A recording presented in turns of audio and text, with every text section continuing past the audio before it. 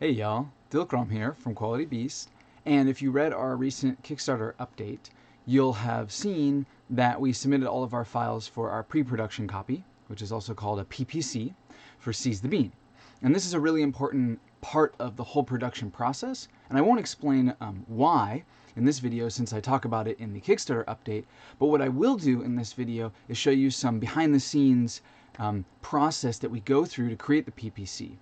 So it's important to understand that in some games, if you have 5 or 10 or 20 cards, you can just manually set up those cards in your print software, in InDesign, Adobe InDesign, and you can create the graphics manually and do the artwork manually in whatever software you're using, Illustrator or Photoshop if it's bitmap. In our case, it's a little bit different because Seize the Bean has between 500 and 600 cards, and all of those cards have multiple pieces of information. Text on the card, art on the card, and we're changing some of the iconography, what the icons look like, but we're also changing which icons appear on which cards based on the kind of like final hour development that we're doing. So that becomes a workforce problem, a resources problem, when you have hundreds and hundreds of cards that you need to keep accurate and you maybe need to update. And it's not just for the pre-production copy that it's a problem. For all of the prototypes and demo copies we bring to events, but then also when we generate new prototypes to be used in development here at Quality Beast HQ. So what we did was we created our own custom software, and we use that as well as some other tools you might recognize, such as some Google tools, some Adobe tools. And I want to show you just a little glimpse in that process. Just take a couple minutes of your time.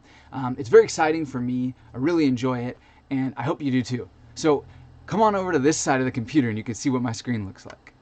Hey, so welcome to my computer screen. The first thing I want to show you is something called Trello. It's a web application, and we use it at Quality Beast to organize our team and do some collaboration. And right now you're looking at the Seize the Bean design and development board. It has loads of cards, as they're called, on different lists, which help us organize all of the different topics that need to be tweaked or we want to check or test if we have time. So here I'm going to click on the Hipsters Customer Group card, and you can see there's some information and there's a bit of a to-do list, and below there's also some commentary and discussion between the team.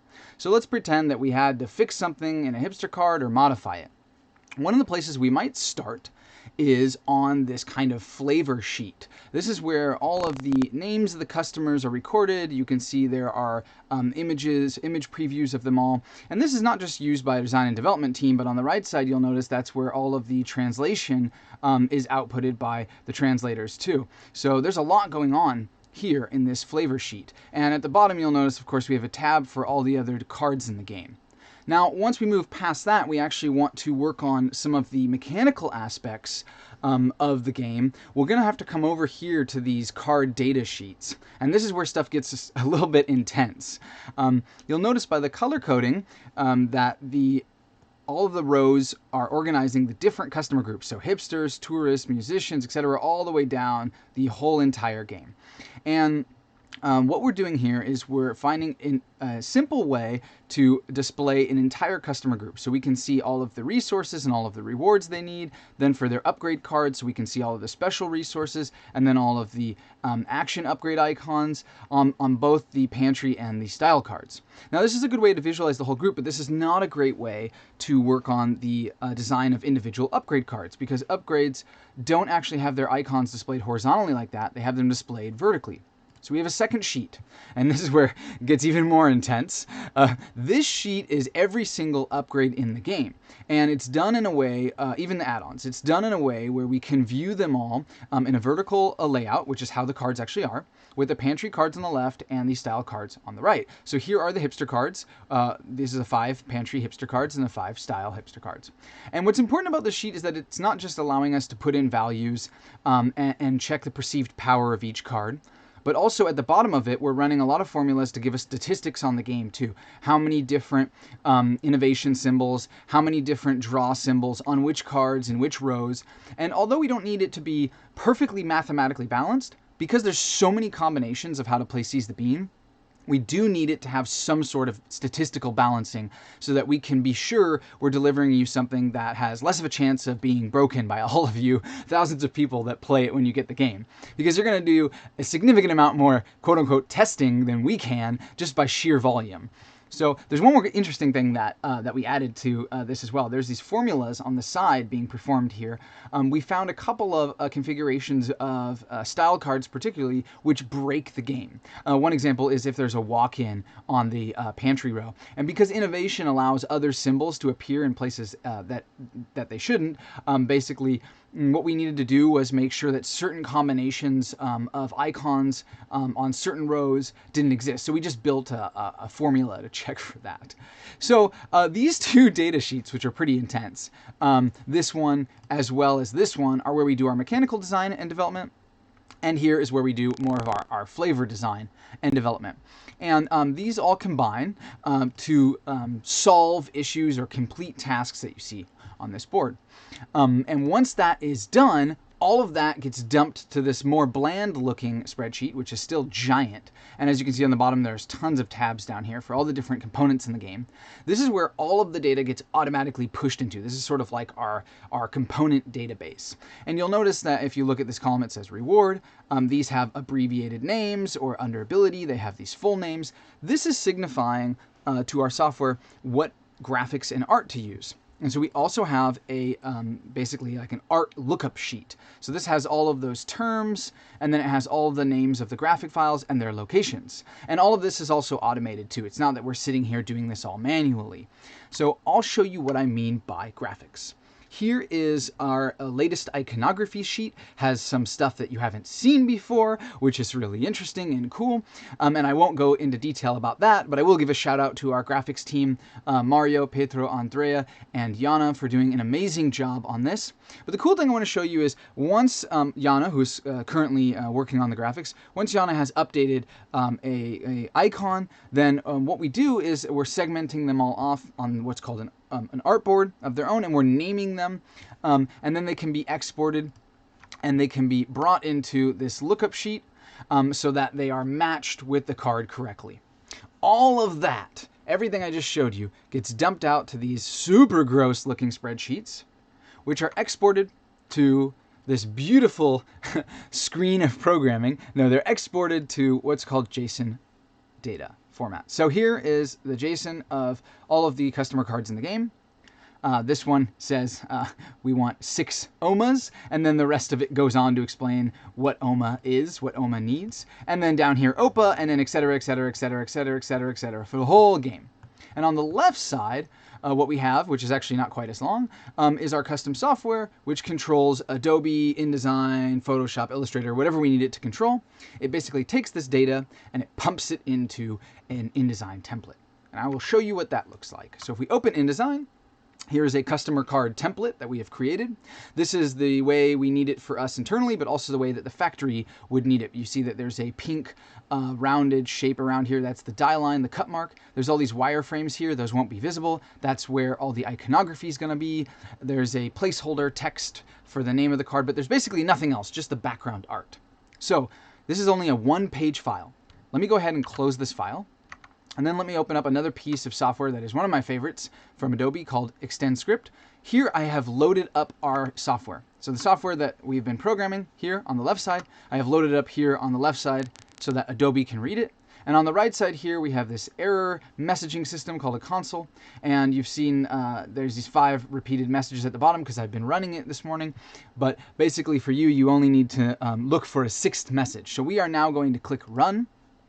And what it's doing is it's double checking that all of the images for all of the cards and all of the templates, they all exist. And when it's done, it's going to output that message with lots of little smiley faces and hearts on it that says, okay, good to go. And when that happens, it'll automatically start generating whatever components we've told it to. So right now I've just told it to generate the customer cards.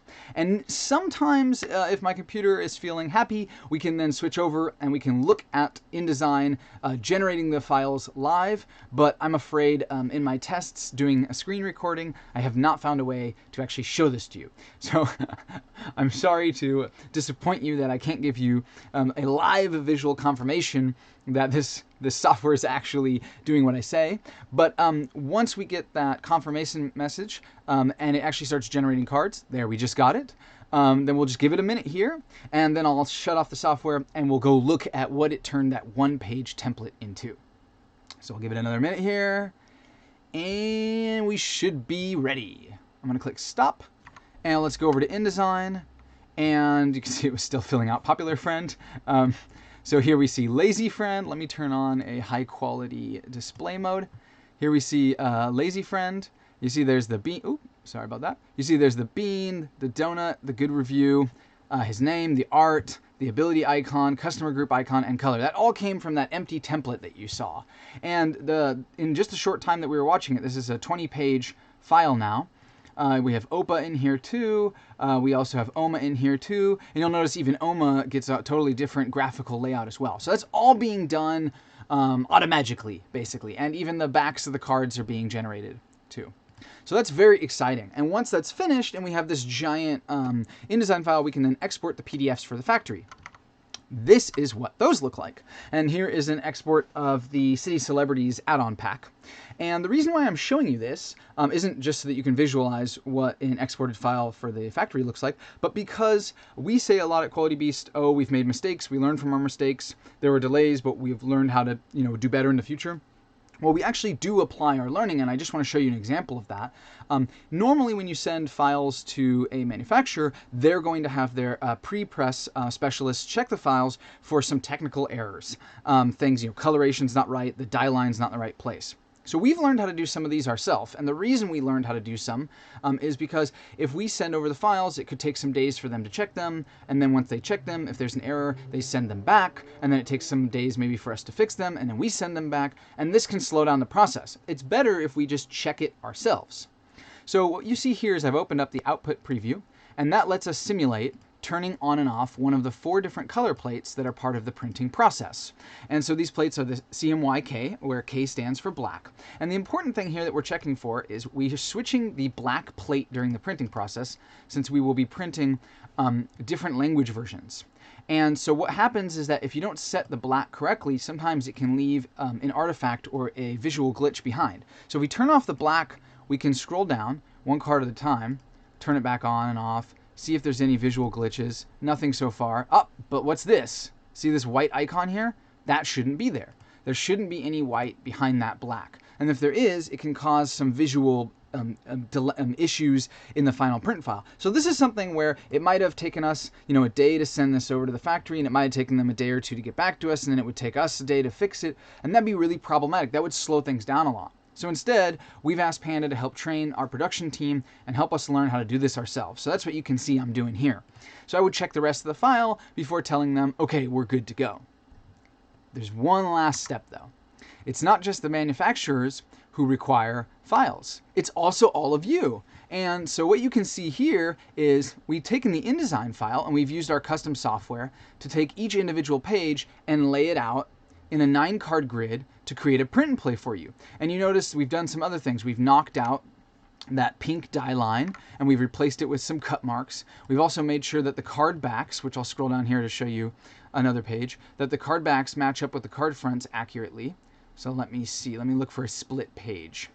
There